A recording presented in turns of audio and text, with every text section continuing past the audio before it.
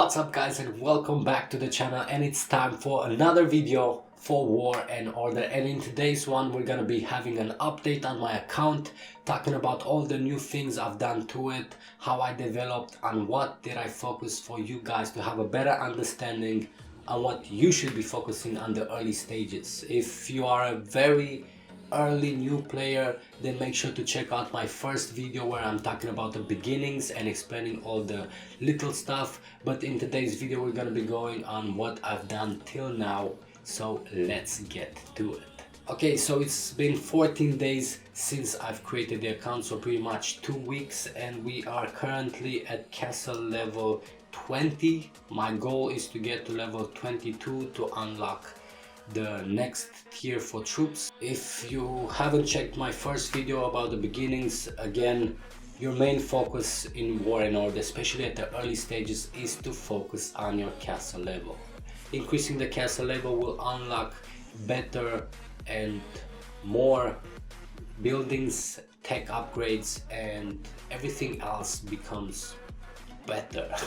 So focusing on the castle level is a must, especially when it comes to the higher tier troops for your army. Speaking of the troops, my barracks, I'm currently working on increasing all of them to level 16. I have 4 of them already there, and the reason why is because I want to unlock the tier 6 troops on all of them to make it much faster when I'm recruiting my troops, and tier 6 because I want to build an attack army more than focusing on the defense army. This is why I haven't went for level 19 and getting the tier 7, because I'm mainly focusing on attack now, and this is why I want to get the castle to C22 so I can get the barracks there also and unlock the tier 8 troops. I will be doing a separate video where I will talk about the army, about the troops themselves, and why and what, but just a quick understanding on why I'm focusing on tier 6 and tier 8 and not tier 7 is because each troop comes with its own buffs, and the even tier of troops are specially designed for attacking, while the uneven tiers are for defending. And you can see that from the buffs coming from the troops themselves raises when you are in defending side. So it's gonna be a perfect buff to have when you are defending, but it's not gonna help you at all when you are attacking, where if you go to reduces damage from mages, again it helps also when defending but also when attacking, because it applies on both sides. So this is why I'm currently focusing only on level 16 on the barracks, because I'm pretty much not interested in building a defense army. And the reason why the attack army for me is more important right now is because that's not just something you're going to be using for the castle attacks, but also for monsters and events. Everything you're going to be needing is going to be sending an attack, and therefore you want your attacking troops in that legion. So that's why my main priority right now is level 16 and getting the castle to C22 to get the barracks to level 22. Moving on, we have the tech. I have the college at level 16. I'm planning to upgrade it even more to unlock more tech and better tech. Right now, main priority was the military tech, as expected. And as I stated also in the first beginnings video, I'm focusing currently only on archers and infantry. You can also go infantry mages, both are good in its own way. I just prefer the archers. And yeah, again, I'm going straight down, as little points as possible needed to get to the next upgrade and so on. And while I'm waiting between castle upgrades to unlock lower tech upgrades, I'm also developing the infantry and the archers tech for them. My main focus are actually stuff like the leadership to increase the max soldiers in your army, and also the draft, because reducing the recruitment speed is gonna help you build up your army much more. But the number of troops you're gonna have in your legions is more important than the number of troops you have, because it doesn't matter if you have 1,000,000 troops, you are still limited to how many you can put in each attack, and the strength of your attack is gonna be defined also on that maximum amount of number. And speaking of that number, I will discuss also on a different building. In the development tree, again, I focus on the architecture to reduce the time I need for developing the buildings in the castle, and therefore develop much faster. For the tech, I didn't bother that much because I didn't feel the need. I still have a lot of speed ups for it, so yeah. And I also developed the tax rate to make it less painful when you're trying to send resources to your allies. From the resources, I only focused on the load bust, and that increases the load as the name says it, and therefore you can take way more resources with your troops, and it helps a lot when it comes to gathering, something that you should be doing every single time you go to sleep. Send your troops gathering and come back online with more resources, and the increased load from the tech is gonna help out a lot. In the city defense, I've mainly just unlocked the golem recruitment. As you can see, I didn't focus on developing it because I'm gonna focus only on increasing the stats of the golems themselves, at least for the moment. I haven't been actually attacked till now, so yeah, this is more of a preparation thing than a needed thing.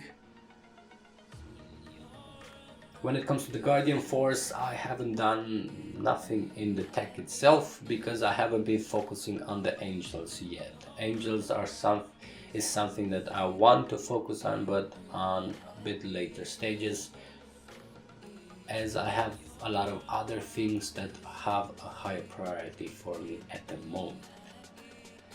Now we've talked about the maximum amount of troops you can add to each attack, and this is where the drill grounds come into place, as this building is gonna increase that amount, and upgrading it more is gonna also increase the amount, and I would advise to definitely focus on this building as it is important on the long run. Moving on to the altar, I got it to level 3 as I wanted to unlock more spaces for the artifacts. I currently have the Excalibur, which I got from the event, the 14 days event, and also have the Ganjamoy, which is a great HP boost for my infantry. Considering they are the front line, it's a great stat to have. And the Dropnir, which I got to 3-star, and it does help a lot with reducing the resources needed for each upgrade, especially when you're doing a lot of little upgrades. This type of reduction helps a lot. When it comes to the resource buildings, as before, I haven't focused at all at them because I don't need them. I'm focusing on developing my farms, and they give me all the resources I need, so I don't have to waste resources, and more importantly speed ups developing the resource buildings inside my castle. So I strongly advise you to start working on building your farms, which I'm gonna show you in a second. When it comes to the Lord, here's my equipment for it, and yeah, the emblems. And when it comes to the skills themselves, again, I focused on the war part as I don't need the development. And the same like with the tech, I focused only on the infantry and the archers, going all the way down as fast as possible to get the better, higher buffs and unlock better skills. For the beast, I have my Phoenix at level 10 at the moment with 3 skills unlocked. I haven't actually given it too much attention, not because you shouldn't, but because I haven't given it attention. But I would advise you to kill as many monsters every single day as possible, as besides all the resources and other stuff that come with it, you're also gonna develop the level of your beast for free. Well, cost stamina, but still. When it comes to my alliance, I don't know if I've specified in the other video, but I did merge my previous alliance together with House of Killers, and now we are currently the rank 1 alliance in our state and developing pretty good. And the one thing that we are currently focusing on is the alliance tech, something that you should definitely do in your own state and in your own alliance, especially at early levels. The alliance tech means unlocking a lot of buffs to help players develop, but more importantly, unlock higher number of players in your alliance, as more players means more power and more development in your alliance. So definitely put a lot of focus on your alliance tech in your state. And last but not least, the farms. I currently have 3 farms developed, and I would definitely advise you to start working on them early on. You can very easily get your farm to level 10, level 15 would be ideal, as then you're gonna unlock the iron also, but at least get your farms to level 10 and start gathering a lot with them, start producing, work on the development and the resources only, not on your army, the same like you do in your main. And trust me, you're not gonna have any issues with resources for developing your city, and you're just gonna be waiting on speed ups. But farms are a must, not just in War and Order, but in any city building strategy game. And with that, guys, I think I pretty much covered all the basic new updates on my castle and the account itself. Thanks again for checking in. In the next video I will be talking about your troops, about your army, how to build up an attack for defense, for attack, and much more. So make sure to leave a like on the video if you enjoy the content, and subscribe to get notified of all the new videos coming out. But that's it from me, guys. Thanks again for checking in, and I'll see you in the next videos.